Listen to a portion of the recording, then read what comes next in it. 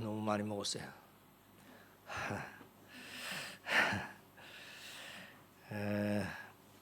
세상에 소화도 못 시킬 거 얼마나 많이 먹는 거 또 참 어리석은 일인데, 세상에서 제일 어리석은 사람은 시간 계산을 못하는 사람도 참 어리석은 사람일 겁니다. 또 반면에 세상에서 제일 지혜로운 사람이 있다면 그것은 자신의 남은 날을 계수해서 때에 맞는 삶을 사는 사람일 것입니다. 그것이 에베소서에서 말씀하는 세월을 아낄 줄 아는 지혜로운 사람입니다. 근데 세상에서 가장 힘든 일이 있다고 하면 바로 남은 날 계수할 지혜를 갖는 것이라 할 수 있을 것입니다. 야고보서 4장 13절 14절에 다음과 같은 말씀이 있습니다. 들으라, 시작. 들으라, 너희 중에 말하기를 오늘이나 내일이나 우리가 어떤 도시에 가서 거기서 1년을 머물며 장사하여 이익을 보리라 하는 자들아, 내일 일을 너희가 알지 못하는도다. 너희 생명이 무엇이냐? 너희는 잠깐 보이다가 없어지는 안개니라. 너희는 잠깐 없어지는 안개다 말했고요. 이사야서 40장 6절, 7절, 8절도 아주 비슷한 말씀이 이어서 나오는데 같이 또 읽습니다. 모든 육체는 풀이요 그의 모든 아름다움은 들의 꽃과 같으니 풀은 마르고 꽃이 시들면 여호와의 기운이 그 위에 불미라. 이 백성은 실로 풀이로다. 풀은 마르고 꽃은 시드나 우리 하나님의 말씀은 영원히 서리라. 자기에게 과연 얼마만큼의 시간과 세월이 남았는지를 우리가 잘 계산해 보지 않고 밤낮 장사만 하여서 이익만 생각하는 삶이 바로 우리의 삶이 아닌가. 오늘 오후에는 그 생각을 좀 해보려고 합니다. 그러기 어리석은 농부와 같이 내 영혼아, 여러 해 쓸 물건을 많이 쌓아두었으니 평안히 쉬고 먹고 마시고 즐거워하자 하면서 평생을 거기에만 매달려 살아가는 모습이 마치 우리의 모습 아닌가 생각됩니다. 우리는 우리의 생명이 마치 안개와 같아서 언제 어느 때 갑자기 거칠지도 모른다는 사실을 전혀 생각하지 않고 살아가고 있는 것 같습니다. 그렇게 우리는 우리의 삶이 이 땅에서 영원할 것처럼 생각하며 계획을 세워나갑니다. 영원하지 않을 것을 위해서 영원한 가치를 포기하며 살아가는 그런 참 어리석은 우리의 인생의 모습이 아닐까 하는 거지요. 사도 바울은 오늘 본문에서 그리스도의 날이라고 하는 표현을 쓰고 있는데 우리 예수 믿는 사람들에게 있어서 얼마나 중요한 개념인지 모릅니다. 우리가 신앙을 고백하는 사도신경의 신앙 고백에 보면 십자가에 달려 죽으시고 사흘 만에 부활하시고 승천하셔서 하나님의 우편에 앉아 계신 예수님께서 다시 산 자와 죽은 자를 심판하시기 위하여 이 땅에 다시 오시는 그런 재림과 심판에 대한 고백이 있지 않습니까? 주님이 이 땅에 다시 오셔서 심판하시는 날이 바로 사도 바울이 오늘 본문에서 말씀하고 있는 그리스도의 날, 그 날이 바로 그 날이라 그 말이죠. 주의 날이 임하시면 옛 하늘과 땅은 없어지고 새 하늘과 새 땅이 임하게 될 것입니다. 주의 날이 임하면서부터 세상은 완전히 주의 통치하시는 하나님의 나라가 될 것입니다.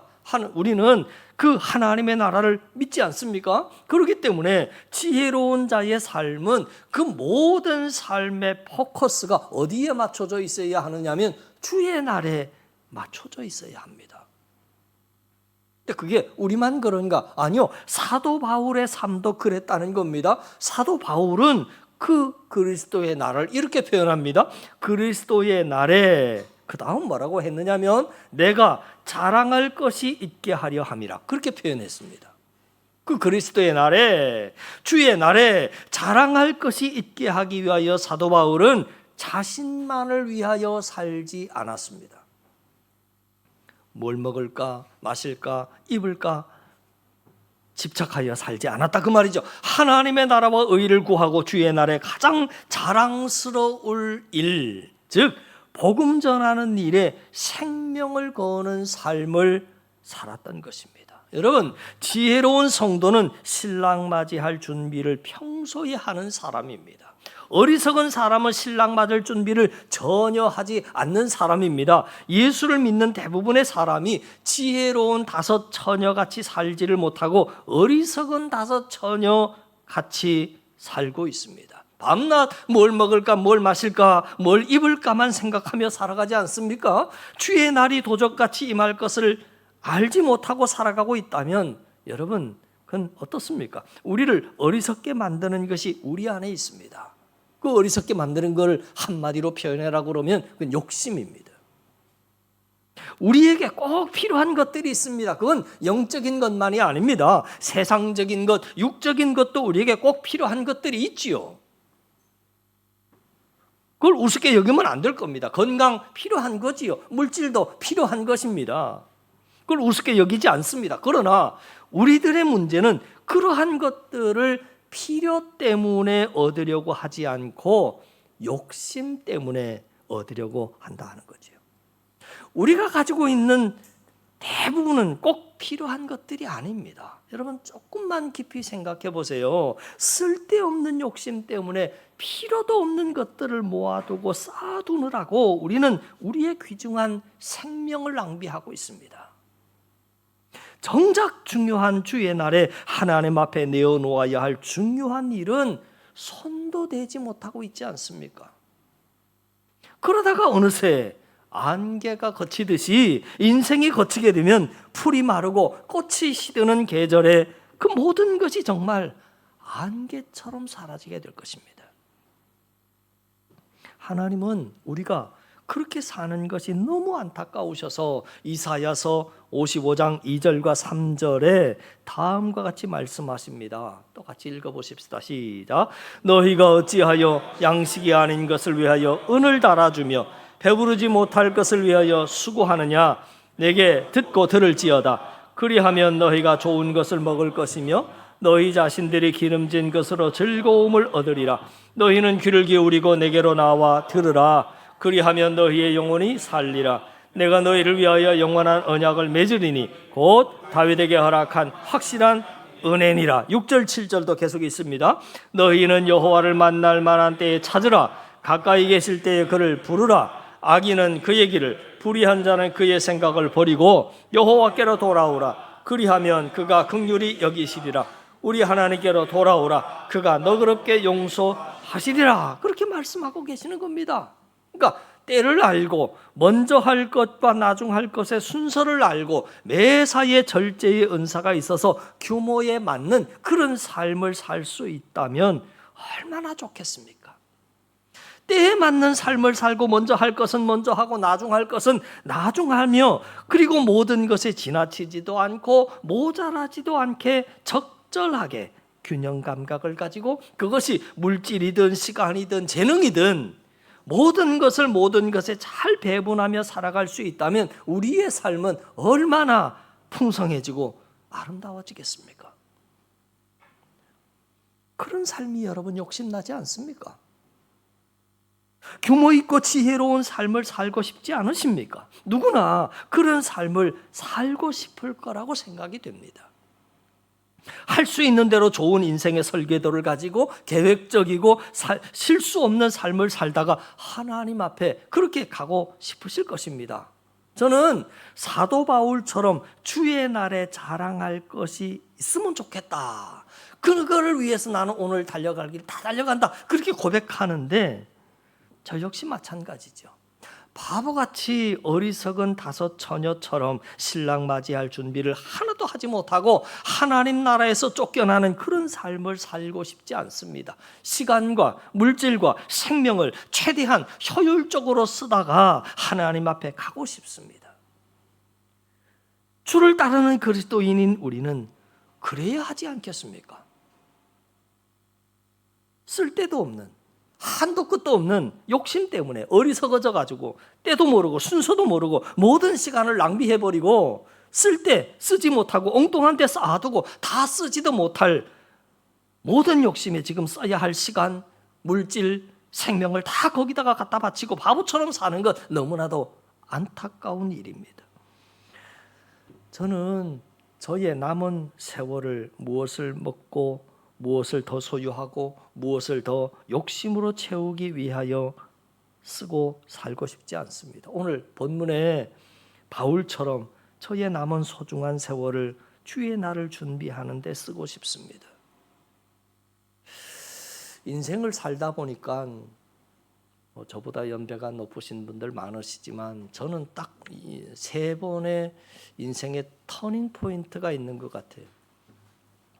청년 때 어떻게 살까? 한참 살아오다 보니까 내 삶이 제대로 살아왔나? 지금 60을 앞두고 있다 보니까 이제 마지막으로 어떤 삶을 마지막으로 살아야 될까? 참 고민이 많이 됩니다. 정말 얼마 남지 않은 세월 앞에 하나님 앞에 정말 부끄럽지 않은 삶이 뭘까? 참 많이 고민이 됩니다. 오늘 사도 바울처럼 저의 남은 소중한 세월을 어떻게 쓰면 좋을까? 여러분은 어떻습니까? 근데 욕심이 제일 문제입니다. 욕심은 쓸데없는 것을 자꾸 붙잡게 되기 때문입니다. 그래서 소중한 것을 놓치게 합니다. 그러나 그것을 끝까지 잡고 있으면 사람이 추해집니다. 어리석어집니다. 그리고 나중에 중요한 것은 나중에 결국 그걸 빼앗기게 되고 말 겁니다. 저는 그날 그리스도의 날 빼앗기고 싶지 않습니다.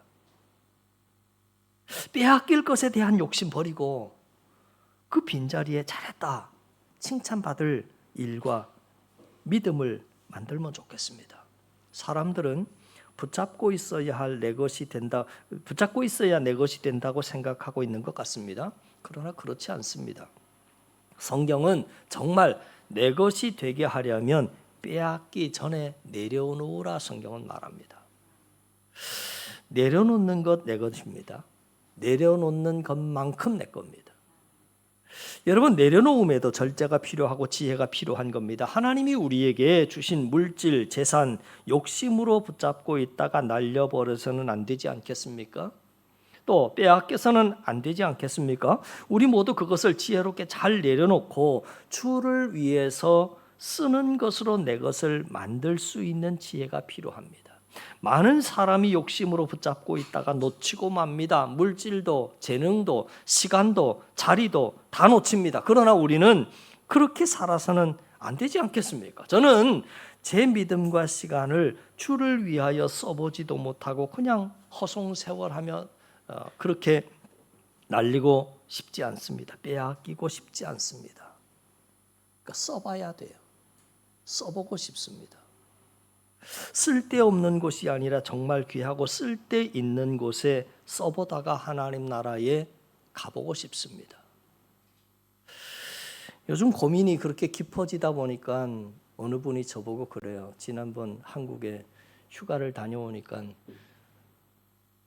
목사님 한국 가시려고 그러죠. 그러세요? 그래서 제 생각에 내가 요즘에 힘이 많이 빠져 있는가 느끼시는가 보다.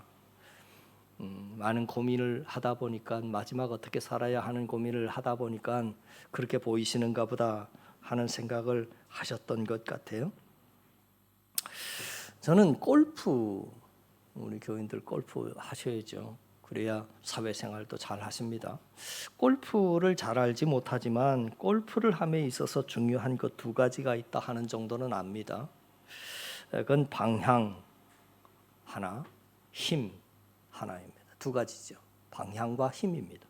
방향성은 좋은데 힘이 약해도 안 되지만 보다 중요한 것은 힘은 좋은데 방향성이 틀려도 안 된다 하는 겁니다. 그러니까 골프를 잘 치려면 임팩트가 좋아야 한다고 그럽니다. 여러분, 임팩트라고 하는 말은 골프채가 공에 맞는 순간 발생하는 강한 힘이라고 할 수 있습니다. 그러나 아무리 임팩트가 좋아도 방향이 정확하지 않으면 공은 오른쪽으로 나가거나 왼쪽으로 나가 아웃이 되고 맙니다. 오비가 되고 만다 그 말이지요. 그러면 결국 벌점을 먹고 게임을 잃게 됩니다. 자, 우리는 힘을 얻기 위해서 우리의 최선을 다하고 있습니다. 시간을 쪼개서 공부하고 또 사업하고 직장 생활합니다. 그것은 전혀 잘못된 일이 아닙니다. 문제는 방향입니다. 목표와 목적을 어디로 하느냐가 중요합니다. 목표와 목적을 야망으로 할 거냐 아니면 소명으로 할 거냐 하는 겁니다. 여러분, 우리가 태어날 때부터 우리는 원죄를 가지고 태어났습니다. 죄의 뿌리는 욕심입니다. 그 욕심이 우리의 삶에 있어서 가장 중요한 방향성을 정하는데 치명타를 가합니다. 욕심은 언제나 자신의 목적이기 때문이지요. 자신이 목적이 되므로 정말로 중요한 삶의 목적을 상실하게 만들어버립니다. 욕심 때문에 성실하고 발전하지만 성장하지만 방향이 잘못되어 쓸데없는 성장, 쓸데없는 발전이 되고 만다 그 말입니다. 결국 인생이라고 하는 중요한 게임을 잃게 되는 겁니다. 자, 그것을 성경은 아주 간단한 말씀으로 우리에게 이렇게 알려주고 있습니다. 욕심이 잉태한즉 죄를 낳고 죄가 장성한즉 사망을 낳는다. 성경은 힘이 강한 것을 죄라 하지 아니하고 관역에서 벗어난 것을 죄라 그렇게 말합니다. 관역에서 벗어나는 것이 죄다. 방향성이 틀린 다름질이 죄라 그렇게 말하는 거죠. 때문에 골프는 방향성도 중요하지만 임팩트도 중요합니다. 그런데 여러분, 인생도 마찬가지고 신앙도 마찬가지입니다. 소명을 가장한 야망도 문제이지만 야망을 버리려다가 소명까지 다 버리는 것이 문제다 그 말이죠. 그런데 세상에는 소명까지도 야망으로 인식을 하고 모든 힘, 모든 것을 다 바쳐 부정하는 사람들도 많습니다. 여러분, 부자가 되는 것과 높은 사람이 되려고 하는 것 자체를 죄악시하는 사람들 참 많습니다. 그러나 그 성경이 그렇게 가르쳐주는 것은 그렇지 않습니다. 욕심이 잉태하면 그 욕심이 관역을 벗어나게 해서 결국 게임을 잃게 하고 말 것입니다. 그렇다고 무조건 모든 욕심을 다 버려라. 그러면 힘이 없게 돼서 아무리 관역을 잘 조준한다고 해도 관역에 미치지 못하게 되고 말 겁니다. 그러니까 열심히 공부하고 열심히 돈도 벌고 열심히 출세도 해서 힘을 길러야 하지만 그 목적이 자신이 아니라 하나님이면 얼마나 좋겠습니까? 하나님이 그토록 사랑하시는 세상이면 얼마나 좋겠습니까? 하나님이 늘 마음 아파하시는 가난하고 어려운 우리의 고아와 과부와 이웃들이면 얼마나 좋겠습니까? 그렇다면 오늘 우리의 결론은 분명해집니다. 욕심을 버릴 것이 아니라 욕심의 방향을 바꾸라고 하는 겁니다.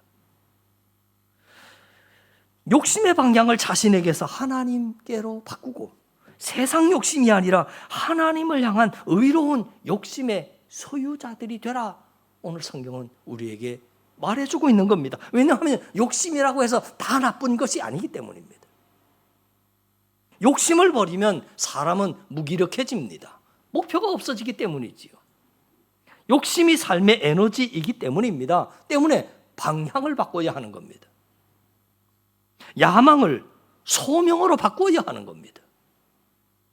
사람들은 야망을 위해서 노력하고 최선을 다하지만 우리는 소명을 위해서 시간을 쏟고 공부하고 출세하고 돈을 벌고 그리고 성공하면 되는 겁니다. 소명을 가장한 야망에도 속지 말고 야망을 버린다고 소명까지 다 버려버리는 그런 사단의 속임수에도 넘어가지 말고 강한 임팩트와 방향성을 가지고 열심히 살아서 하나님 주시는 참된 의미와 성공과 승리를 이 땅에서도 누리며 살아갈 수 있는 우리 한사랑의 성도들 다 되실 수 있기를 주님의 이름으로 간절히 축원합니다. 예수님의 비유 중에 밭에 감추인 보화에 대한 비유가 있지 않습니까? 마태복음 22장 44절인데 밭에 감추인 보화를 발견한 사람, 자기 집을 팔아서라도 그 밭을 샀다 하는 이야기, 여러분 너무나도 잘 알고 있는 이야기입니다. 저는 그 예수님의 비유에 참 관심이 많습니다. 인생을 유년기, 소년기, 청년기, 중년기, 장년기, 노년기 이렇게 나눌 수 있다면 여러분은 어떻습니까? 저는 이제 한창 일할 장년기라고 말할 수 있을 것 같습니다. 그러나 저는 이 인생이 다 끝나기 전에 정말 보화가 숨겨져 있는 밭을 만나기를 원합니다. 마지막으로 쏟아부을 그 일이 뭘까? 그래서 여러 가지 인터넷도 찾아보고 현장에 쫓아가 보기도 하고 목사님들 만나면서 어떤 일에 시간을 쏟기를 원하는가 의견도 물어봅니다. 그리고 그 밭을 사기 위해서 아낌없이 집을 팔아보고 싶습니다. 집을 팔아도 아깝지 않을 만한 그런 일이 뭘까 만났으면 좋겠습니다. 대략 그 일이 뭘까 한 두 가지를 생각해 보는데 연말까지 잘 현장 조사도 해보고 그래서 내년 초에 새로운 한 해를 맞이하면서 그 비전을 좀 제시해보고 저만 갈 길이 아니라 같이 가면 어떨까 생각해보고 있습니다. 여하튼 여러분 쓸데없는 욕심을 줄이고 하나님 기뻐하실 만한 일에 돈도 쓰고 시간도 쓰면서 사셔야 하지 않겠습니까? 쓸데없는 일에 다 쓰지도 못할 일에 너무 많은 시간 다 써버리고 물질 다 쓰면서 사시는 그런 분들이 우리 주위에는 너무나도 많습니다. 말씀 마치려고 합니다. 로마서 16장 19절 말씀에 이런 말씀이 있습니다. 선한 데는 지혜롭고 악한 데는 미련하라 하는 말씀이 있습니다. 세상과 자신에 대해서는 욕심 버리고 하나님과 하나님의 나라에 대해서는 큰 욕심 가지고 살아가는 우리 한사랑의 성도들 다 되실 수 있기를 간절히 바랍니다. 기도드립니다. 인생은 마치 잠깐 보이다가 없어지는 안개와 같다 말씀하십니다. 그러나 그럼에도 불구하고 우리는 오늘도 끊임없이 참된 양식이 아닌 것을 위해서 은을 달아주며 배부르지 못할 것을 위해서 수고하며 애쓰며 그렇게 시간과 물질과 생명을 허비하며 살아가고 있지는 않습니까?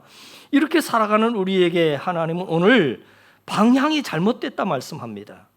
욕심의 방향을 자신에게서 하나님께로 그 방향을 바꾸라 말씀합니다. 세상 욕심 아니라 하나님을 향한 의로운 욕심을 가지라 말씀합니다. 세상과 자신에 대한 욕심 버리고 하나님과 하나님의 나라에 대해서는 큰 욕심 가지고 살라 말씀하십니다. 그 선한 욕심의 주인공들이 되어서 하나님께 칭찬받고 상급받는 우리 한사랑이 다 되게 하여 주시옵소서. 예수님 이름으로 기도하옵나이다.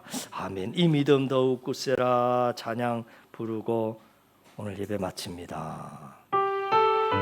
우리 다 같이 자리에서 한번 일어날까요? 옆에 사람 손 꼭 붙잡고 같이 한번 이 찬양 부르고 예배 마칩니다. 가족이 옆에 있으면 손 꼭 붙잡고 부릅니다. 여기에 모인 우리 주의 은총 받은 자여라. 아멘. 주께서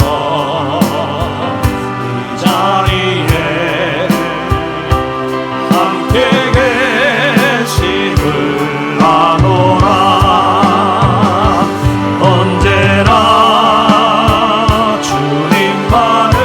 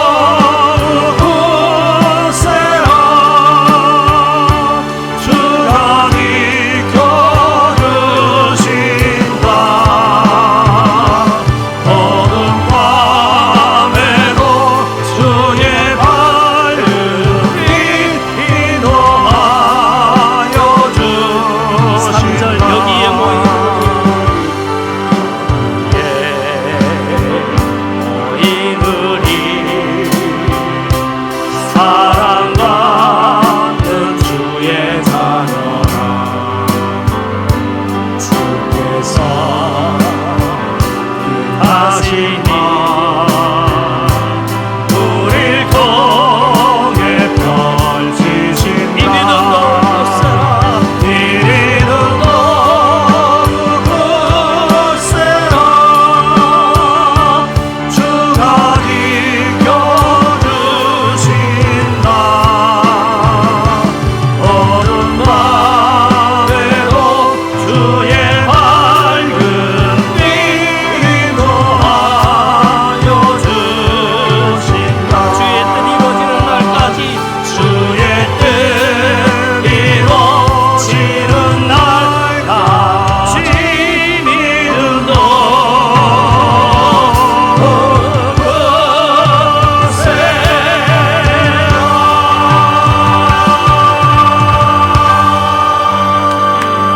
할렐루야.